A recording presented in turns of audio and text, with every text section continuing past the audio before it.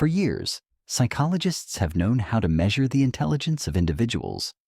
Yet only recently have they begun to investigate the issue of group intelligence. This notion stems from the observation that some groups seem to work well across tasks, even tasks that are not very similar. Early investigations suggest that group intelligence is not the sum of the intelligence of the individuals in it. So what is the secret to their success? Researchers at Google and MIT have both tackled this question, and they believe they finally have a handle on what makes some teams successful. In the Google study, researchers amassed thousands of data points on hundreds of groups and combed through them to find patterns. Are the members of effective groups friends outside of work? Do groups whose members have similar personalities or backgrounds work together best? Does gender make a difference? They floated many theories, but despite their best efforts, found no patterns to support them. In fact, who was in the group apparently did not seem to make a difference. Instead, the difference between more and less effective groups seemed to lie in the interaction among the members. The MIT group had already been gathering data on group interaction using digital badges that participants in the study agreed to wear. These badges provided a wealth of information, including how long people spoke and to whom, what kinds of gestures they made, where they were looking during interaction, and their facial expressions. As in the Google study, this research group concluded that the key to an effective team is how members interact.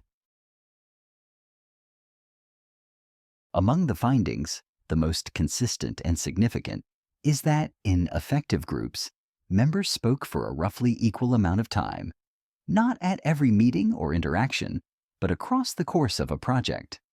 A second consistent finding was that members displayed empathy and understanding of how it might feel to walk in somebody else's shoes.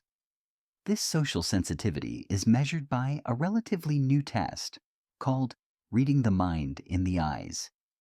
The test assesses individual differences in two key factors: social awareness and emotion recognition, by asking individuals to guess emotions based on only a picture of a person's eyes.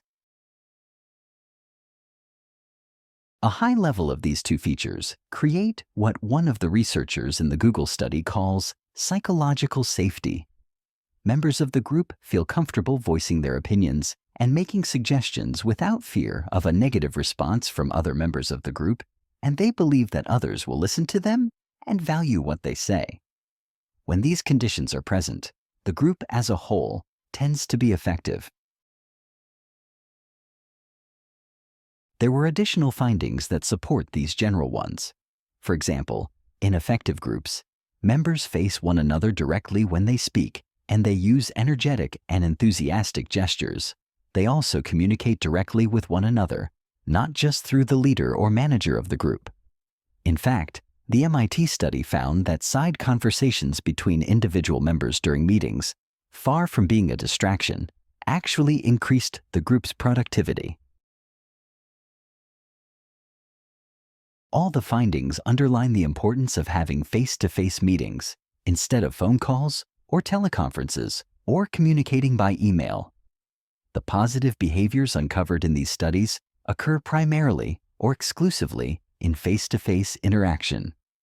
The MIT team estimates that 35% of a team's performance can be explained just by the number of their face-to-face exchanges.